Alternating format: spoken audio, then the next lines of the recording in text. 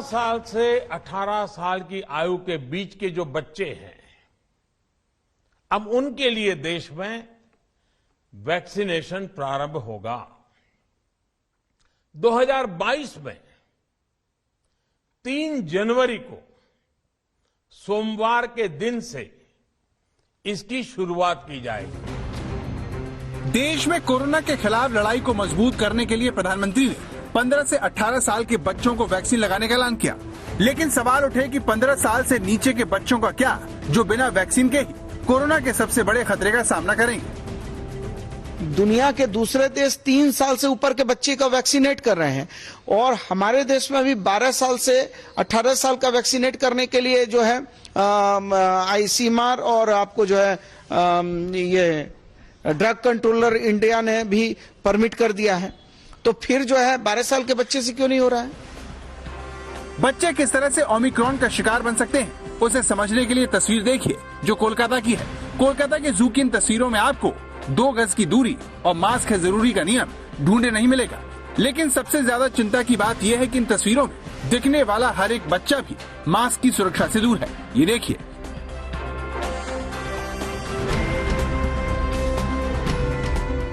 इस भीड़ में कई बच्चे इतने छोटे हैं कि उन्हें मास्क लगाया भी नहीं जा सकता।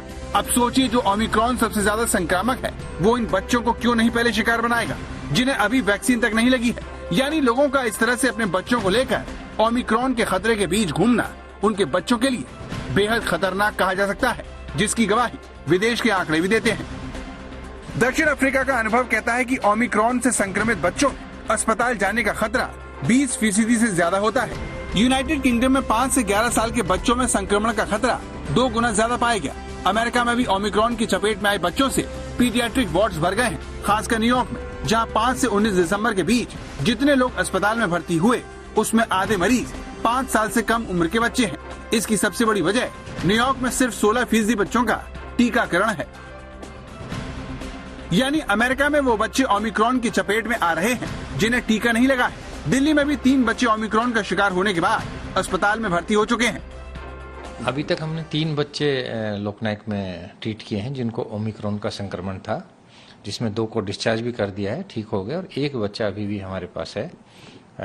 रामलीला मैदान में हमने उसको रखा हुआ है, वो भी स्टेबल है, उसको कोई सिम्टम्स नहीं है, ना बुखार है, ना सांस में तकलीफ है, उसके ब्लड रिपोर्ट्स और एक्सरे एवरीथिंग इज नॉर्मल। अच्छा, तो ये नए साल का तोहफा है कि उनको वैक्सीन मिलने जा रही है। यदि वैक्सीनेट हो जाते हैं बच्चे तो उनसे जो कॉम्प्लिकेशन का डर है, जो हॉस्पिटलाइजेशन का रिस्क है, वो कम होगा। और शीघ्र ही अब 15 से 18 साल के बीच के जो बच्चे हैं उनको वैक्सीन मिलने जा रही है।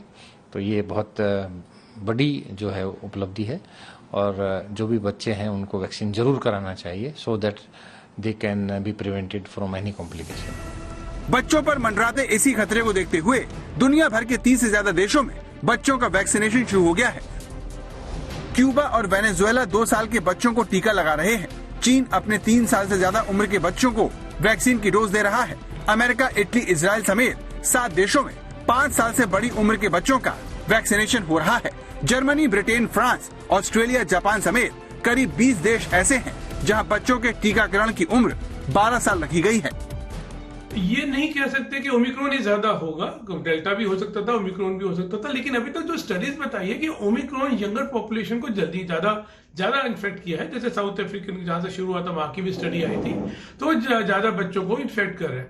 अब क्या है, क्योंकि बड़े सब वैक्सीनेट हो चुके हैं, मोस्ट ऑफ देम, हमने काफी हद तक वैक्सीनेशन प्रोग्राम हमारा अच्छा चल रहा है। तो बच्चे ये जो उनको वैक्सीनेशन नहीं हुई है, तो कम से कम उनको भी अगर हम वैक्सीनेट कर लेंगे तो उनके भी chances to get an infection will be very less. तो दुनिया भर के सभी बड़े देशों ने अपने 15 साल से भी कम उम्र के बच्चों को टीका लगाना शुरू कर दिया है। WHO भारत की कोवोवैक्स को इमरजेंसी इस्तेमाल की मंजूरी दे चुका है, जो 3 साल से कम उम्र के बच्चों को लगाई जा सकेगी। लेकिन अब तक DCGI ने इसे अनुमति नहीं दी है। मगर अमेरिका में जिस तरीके से अस्पताल बच्चों से भर रहे हैं, उसे देखते हुए छोटे बच्चों को टीका का सुरक्षा देने की मांग तेज हो रही है। भारत में 18 साल से कम उम्र के 42 करोड़ 40 लाख बच्चे हैं। 15 से 18 साल के जिन बच्चों को टीका लगना है, उनकी संख्या 7 करोड़ 40 लाख है। यानी भारत में 15 साल से कम उम्र के 35 करोड़ बच्चों को ओमिक्रॉन के खतरे का सामना बिना टीके के करना होगा, जबकि इस बार उन पर सबसे ज्यादा खतरा है। हमें बच्चों को वैक्सीन जरूर लगानी चाहिए। कोविड वैक्सीन हमने देखा है कि बड़ों को पहले लगी, हेल्थ केयर वर्कर्स को लगी, हमारे फ्रंट लाइन वर्कर्स को लगी, इम्यूनो कॉम्प्रोमाइज को लगी, और कब से हम इंतजार कर रहे थे कि बच्चों की बारी कब आएगी, क्योंकि एक डर था कि 2 वेव्स के बाद कई तीसरी वेव बच्चों को ना इन्फेक्ट कर दे, क्योंकि बाकी लोग तो वैक्सीनेशन से सुरक्षित हो चुके हैं। तो डेफिनेटली बच्चों पे अब वैक्सीन की बारी आई है। 15 से 18 साल अभी हुई है, और मुझे पूरा यकीन है कि over a period of time उससे भी यंगर्स को लेके जैसे बाहर वेस्टर्न में लगा रही है।